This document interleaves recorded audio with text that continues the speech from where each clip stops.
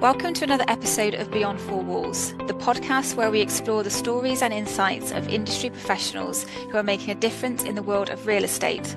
In today's episode, we have the pleasure of speaking with Zainab Khatoon, a seasoned expert in the residential sector and the business development director and solicitor at Realty Law. With over 14 years of experience in the field, Zainab's journey began as an account manager in the property sector. Throughout the years, she has honed her skills and expertise, eventually taking on the role of business development director at Realty Law. As a qualified solicitor with 9 years of legal experience, Zainab plays a vital role in strengthening client relationships and ensuring the firm's operations are aligned with the client's needs. She actively participates in industry networking events, seizing opportunities to showcase Realty Law's range of services to potential clients. Zainab's dedication to providing the best possible service is evident through her close collaboration with clients, ensuring their needs are met and exceeded. Welcome, Zainab. Thank you so much for being with me today. Thank you for that amazing introduction. I think I might use it for my News on the Block submission later this month. New bio. That was awesome. Thank you. So could you start by telling me about your career so far and why you chose law? I chose law because my mom made me choose law. I always wanted to do business law. I always found businesses interesting, but no, mom made me choose law.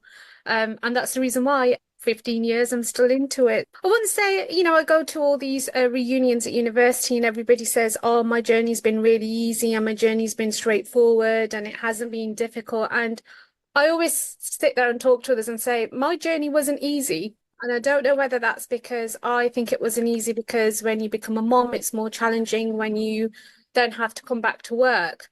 And that balance is really hard. And yeah, I wouldn't say it's been easy, but it's definitely worth it. That's for sure. So I'm not trying to put anybody off law. It's more challenging than it's ever been. There's more routes to qualifying, which is great. But I just think the competition is even harder. So I'm just grateful for everyone that supported me throughout my journey in my previous firm and my current firm. Wouldn't be here today if it wasn't for their support. You mentioned then about challenges and everything. Tell me about the challenges that you faced post maternity leave. I will openly admit this. I went into depression. I think it was a hard move going from being fully absorbed with a child to then coming back into work and then file reviews. And generally, the legal sector has a momentum of working after 5 p.m. You think of your caseload, you're thinking deadlines, you're constantly on the go trying to think, how do I make these submissions? How do I word it? Drafting is really technical. And I just couldn't do it as well as I could before. And it really personally set me back loads. Luckily, I was with a really supportive firm and people at the time who said, is this the right thing you want to do? So I then decided, actually, no, it isn't, which was a hard decision because you're thinking, am I now not good enough to be a solicitor anymore? So it was quite hard having to take those 2 years out. But now looking back at it, I think it was the right thing to do. And I was lucky I had a friend who highlighted that because sometimes you don't realise. So it's not been a straightforward. And to any working moms out there, it's hard. And for all of COVID's faults, we have got flexi working, which I didn't have at the time. And I think with flexi working, that balance would have been a lot easier and you would have ended up making less sacrifices. And working from home is more, everyone does it now where they can. And that wasn't an option then. So that balance was really hard. Still can be hard, but I think at the time when you've got a young baby, your baby's on your mind. And I think as a mom, you worry more than the child in the nursery. And I completely get that. My daughter she's coming up to 5, and obviously I was running my business at the time when I had her. And I also suffered with postnatal depression. So yeah, thank you for speaking out about it. It's really brave of you as well. It's definitely something I think we all need to hear and to also understand how people around us might be feeling. You can't just jump back into the workplace after having a child or any life-changing situation. So it's great that you had that support. No, absolutely. And I think it's okay to talk about it because I find when I share things on LinkedIn, I have had women come forward and say that post was really interesting. Thanks for sharing. I know I share my experiences with them and I get comments back on how they're coping, and I'll say keep in touch, and I do keep in touch with them. And it's weird because you may have only crossed this person in your life once or twice, but I think as a human, we can, having gone through it, support that person. Mm. Doesn't need to be your best friend to be able to support them. Sometimes it's easier to open up to someone who isn't your direct friend in day-to-day life and say, actually, I'm struggling with this. I didn't have that person, and I think sometimes it is easier, and that's what I get back from a couple of people that have reached out to me, saying, no, I can relate to this. And I had someone that said some really amazing words to me. Stephanie, remember her till this day. So thank you, Mm. Stephanie. Those words were encouraging. Oh, that's amazing, and it's great because you work with Doyen as well, don't you? And the platform for leasehold women, and I think it's great that you're an ambassador for them, so you can help to support other women and share your experiences. And we do tend to share our lives sometimes on LinkedIn, but it's surprising even if people don't comment who's watching and who can see that, and that actually might change their day or their perspective or stop them from doing something silly because they know that it's there's somebody that you can reach out to and that sort of thing. So yeah, it's very brave of you to share that. No, definitely. I think with anything sensitive, people do reach out. Mental health's really close to me as well, and I share mental health when it comes to even men. And I had a few male peers message saying thank you for sharing that. So I think yes, Doyen's amazing, and that's the purpose behind it, is so women can reach out to each other. But I've also had men say, oh, thank you for sharing that, because we need to also make awareness that mental health impacts everybody, and that includes men. Well, I hope that your platform and all the platforms that we all share can help everybody. So, tell me a bit about your any personal challenges that you've faced over the years in your role, either your current role or roles in the past. I think a challenge is that human side. And I say it's a challenge because I am the biggest softie in the world. And when people have real life problems, and you can tell, I think when you're doing this role for so long, you can tell people that are making things up, and people that are being genuine. And it's still a challenge to me till this day. I can't deal with certain situations. And I think one of them is when you've got a mom that's single, looking after kids, and they're financially struggling to settle their debts, and they're emotional, and I get emotional. And I think I'm lucky I'm with a firm where I have got that autonomy, where I can reduce fees and I can offer payment plans, and we can help individuals out. And I think for me that is still the challenge. The challenge is dealing with real people and their real situations, not because I can't resolve it, more so because I get emotional. And I think, when people lose their loved ones or they have critical illnesses, it's hard to detach from that. I can't detach from it. I know people say you should learn to detach from it. It's just a job, but yes, it's a job, but the other person on the other side of the phone is a human and is going through something that's horrifically life-changing or extremely difficult, and people crying, and that's male and female. And I think that to me is still a challenge. And I'm in a firm where we can take time off and we can talk to each other. And I say 15 years later, I still pick up the phone to Amy in the office. I'm like, Amy, I've just had to deal with this, and I do struggle with it. That side of it is a challenge. Yeah, but it's great to see you mentioned there about you being able to set payment plans and reduce fees and stuff. So how do you support, is that the only way that you support vulnerable leaseholders, to ensure their needs are met, and be sensitive and empathetic, or is there anything else that Realty Law can do? We always direct them to where they can get advice. And if, try not to make this too legal, we Mm. always direct them where they can get advice. We'll say get a family member to contact us, because we have finding more and more people have mental health issues. And we're saying, can you get a support worker to come forward?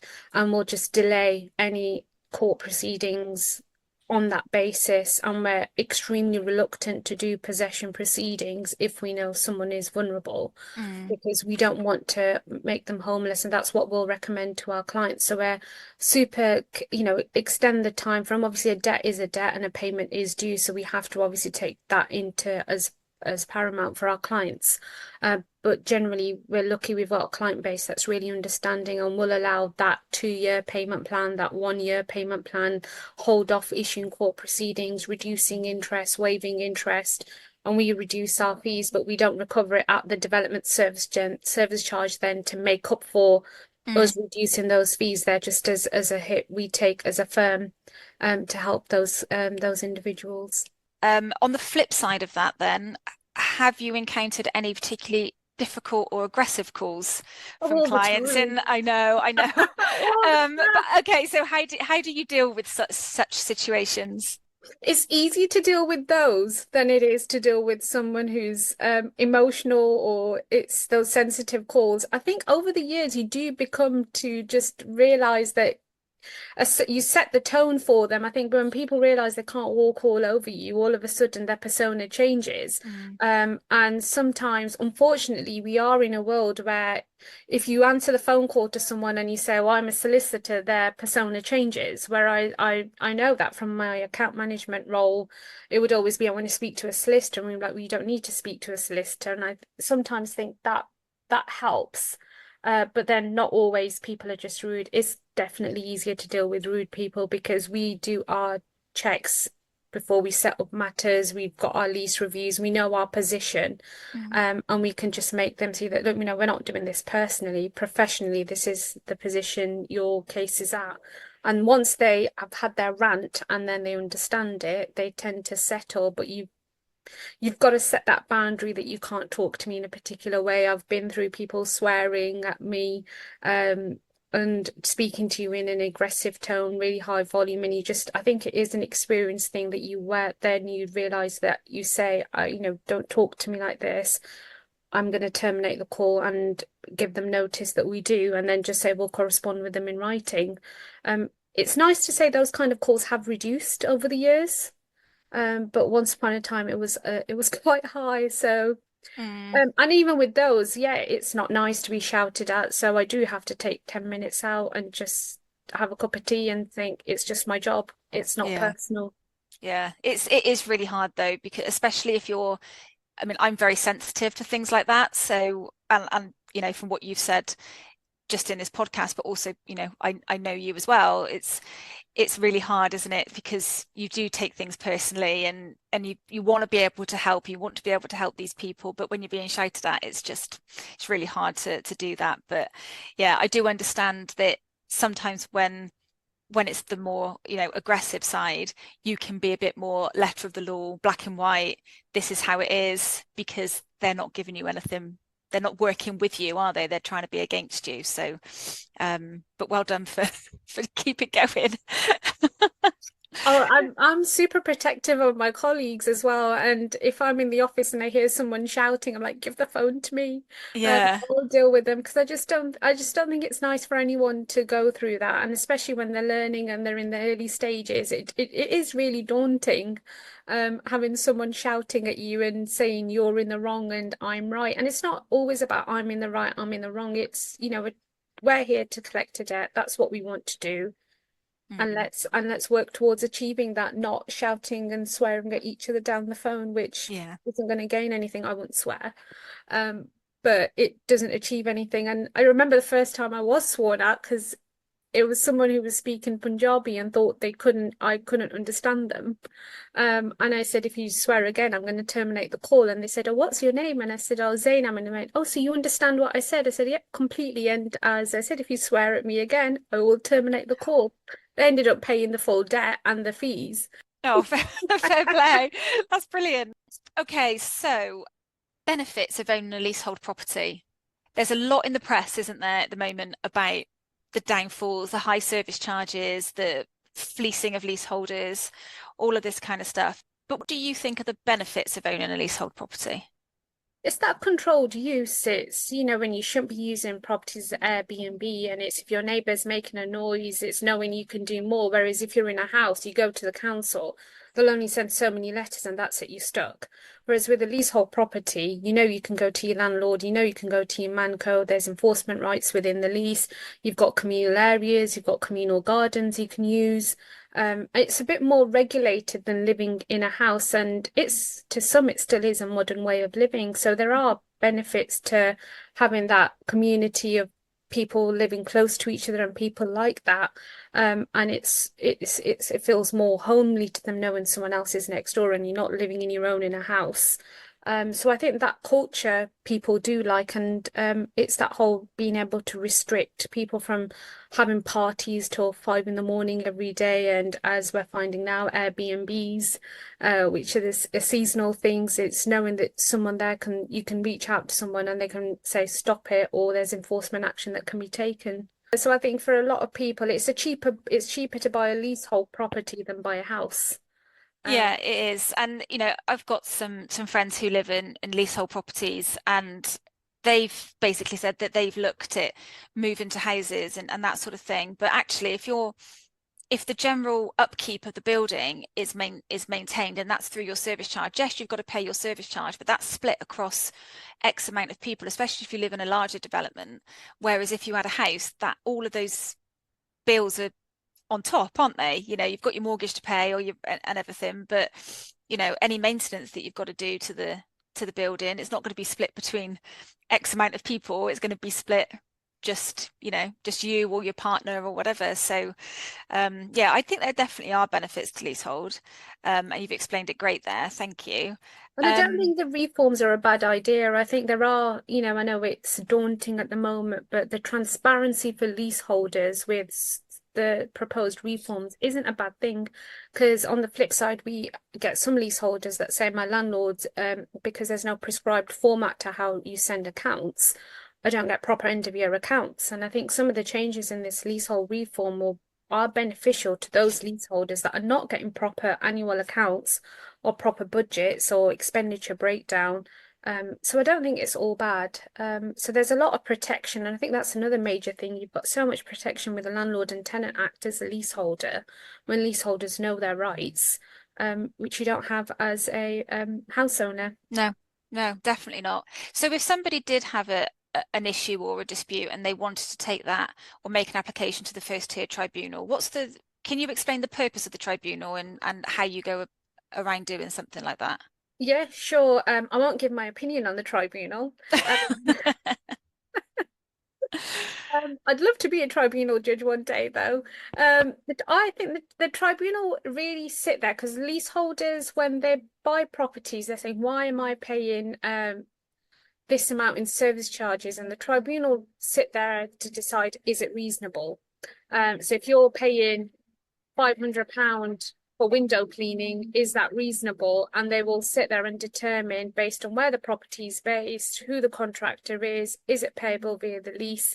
Is it higher? Is it low? It doesn't always have to be the cheapest contractor. You can use someone with a slightly higher cost, and they will just sit there and decide, is that reasonable? And I think it's great for leaseholders, which again, another reason why they should buy a leasehold properties. You've got that protection that the tribunal can step in and decide when costs are excessive. And it's a forum that leaseholders are using more and more, we're finding, but unfortunately they're not doing their homework, and that's where it's not great for them, because if you're saying my landlord Manco's costs are excessive, explain why they're expensive. Go and do your research. Is it unreasonable? How is it unreasonable? And just saying it's unreasonable isn't sufficient. Leaseholders need to explain, why is it unreasonable? Go and do the market research. It's got to be within the market norms, so it can't be the cheapest, but it's putting that evidence forward. And I think this is where Google then becomes your enemy, because you end up Googling the leasehold rights and they'll say, take it to the tribunal, application's £100, I'll make my application and that's it. But that's not it. That's not where it stops. It's the detail behind what you're asking for and why you're asking for it. And that's where leaseholders end up failing, because they don't get legal advice, and it could be because they can't afford it. But it's just think before you make that application. The tribunal do make some good decisions, make some really good decisions. And the key to it is it does benefit a landlord because you know what costs you should be billing, and for leaseholders what to be expected.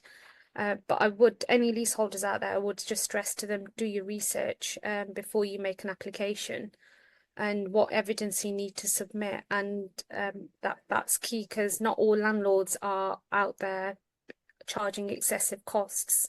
Mm, They are doing their market research. And if they can yeah. show you that, try and resolve it before making that application, because all you're doing is incurring fees for the development service charge to pay or for the leaseholder to pay themselves. And they pay a proportion to it because you end up not having that Section 20C in your favour. Yeah. So it does get quite challenging explaining that also to landlords who think they don't, you know, why have they made this application? You can't stop them. But the sensible thing to do is just always try and sort it out outside the tribunal if you can. Yeah, well, definitely. I think communication prior to taking it that far, and just try and work with your managing agent or landlord or management company, as you say, just takes more of a collaborative approach sometimes, doesn't it? But I do understand that, you know, the principle of it. I think sometimes you just can't resolve it, can you? So, you know, you have to move forward into these things. No, and sometimes it does sadly become a principle and ego thing. You find people just carry on because it's their ego against their ego, and no matter what you try and explain to them and how much of a detailed description you give them of the works and how you've tendered for the works, they just won't stop. Mm, yeah, And you wish you could say in the real world to everyone, take your personal hat off and put your professional cap on and think, is it worth it? yeah. Look at it in the, you know, black and white. Look at the facts. Don't take, you need to take the emotion out of it. And I do get that it's emotional though, because it's somebody's home, it's your property, it's where I've, you want to feel safe. So I get that there is a lot of emotion around it, but sometimes when you want to take it that far, it does need to be a little bit more black and white. yeah, sorry, when I say emotion, I mean where they've fallen out between them, not to do with the actual debt. So you find it's because they Yeah, don't like each other and the director's a neighbour and they want to take action against the management company because they don't get on with their director. So that's where that's the personal element. I mean, it's when they fall out with each other and they're saying, "Oh, well, I wanted to be a director, I'm not a director, and I these costs see. are excessive." That personal element. On a personal, am I paying too much? Absolutely, leaseholders should use that protection they've got. But when I say personal, I mean it's a falling out between them and they've decided I'm not going to stop because we had a falling out 6 months ago, 2 years ago. I'm not a director, I should be a director. And that's where even when they make, you know, we've had a number of cases where leaseholders, I'm not a director, I'm not paying my service charge, and they take it to the tribunal. The tribunal won't consider that you're not a director because that's Yeah, not something under their jurisdiction. absolutely. And that's where they're making these applications, not getting the correct legal advice or correctly looking into what the jurisdiction of the tribunal is. Mm. And then that's the bit that leaseholders just need a little bit more clarity on before they're making these applications. Yeah, definitely. So flipping it a little bit, success stories or examples of how you have helped clients to navigate property issues and issues with, you know, their landlord or management company. And you touched on it slightly there about, you know, educating them, but can you share any success stories around, you know, how you've helped clients? I think you've already answered that for me. The success story is just recovering their debt, and Mm. making sure their credit improves their credit control process and they're getting regular payments from leaseholders because not every leaseholder is a reoffender. Sometimes it can be an address issue, sometimes it can just be they didn't know how much they had to pay, when they had to pay it is in advance, in arrears. And once you educate the client and the leaseholders, because there is an element of educating leaseholders when they contact you and explaining it's payable in advance and they think it's payable in arrears at the end of the year. The next time they don't end up in arrears, and it benefits the client on a credit control purpose, and it benefits the leaseholder. They're not in that same situation, but generally because my core service is breach of lease, once that breach is no longer an issue, I guess it's a success story every Yeah. time. Yeah, definitely. Um, I ask this question a lot to my guests who, you know, work in this industry. Common misconceptions about either about leasehold properties or about what you do. Any thoughts on that? Misconceptions about being Oh, not quite sure. It's not glamorous. If anyone thinks it's glamorous, it's wrong. Oh, never mind. Yeah, definitely not glamorous. Definitely not Um, glamorous, no. I think because our area of law is quite strict towards, breach of leases, for us it is always black and white, and we know with our entitlement what we can do and what we can't do. For us, it's very much there is no misconception on the nature of the work. mm, So I can't really, because we're so niche in what we do, it's other than if anyone thought we have a great 9 to 5 job, then no, you're wrong because it's not yeah, great. definitely. I suppose that takes me on quite nicely to my next question, actually, about steps that Realty Law and yourself ultimately take to ensure integrity and ethical practices are upheld across the business and with your clients. Could you talk to me a bit about that? Yeah, sure. Our directors are very key on transparency with clients, and that includes keeping them updated on their cases, and we don't issue any court proceedings without their permission. And I guess the core one for us is legal fees. We want, it's where costs are going through, if they're going through a development service charge, we want the directors to know because not every lease has a great cost recovery clause. And if there isn't one, we want the directors of the block management company to know that if there's a risk of the cost going through the development service charge, they're fully aware of it before we issue the court proceedings. Because all, as we've said earlier, leaseholders have to contribute towards this, and if they're contributing towards it because the lease permits it, the director should know if they should be expecting a bill from Realty Law at the end of it because there's no cost clause in the lease. So it's all that transparency, knowing everyone's fully aware of what steps we're taking. And if we can't succeed, where, not every case is great. If the leaseholder has a defense, our key objective is to flag it to the client and make sure they're fully aware of the risk and try and settle it early. We're not your we'll bill for the sake of billing. We want to say let's resolve it and let's take a commercial view rather than just carrying on for the sake of increasing Zainab's fee earning. We don't do that. And we don't add excessive fees. I know there's some arrangements other people receive, and they say, well, we do add on an extra £200 to a case if we give the case to you. And our reply is no. Whether that means we don't get 5 or 500 or 5,000 cases a year, the answer is pretty much no, because why should a leaseholder have to pay more just because X agent out there wants an extra £200, £50, £20 extra a case? We just say no. Yeah. Because when we're signing that statement of case, we're saying we've looked at the lease, these charges are payable. And if they're not payable via the lease because there's no explanation for them, we're just not adding them. So for us, integrity on that aspect is quite clear that we're not adding something on if we can't recover it through the lease. And sometimes clients get it wrong and they think, oh, we can add this charge, and we'll go and say, well, actually, no, you can't. The lease doesn't allow it. So that's really important to us because why should a leaseholder have to pay more because somebody else wants the case to go to X firm instead of a Y firm? So we're very prominent that it should be about the service we offer rather than anything else. Yeah, and that's great. And I suppose that maintains your reputation ultimately as a trusted and reliable firm in the industry. Definitely, definitely. We're always transparent to clients. We're extremely transparent that we don't add extra fees to leaseholders' accounts just because X person, Y person wants it.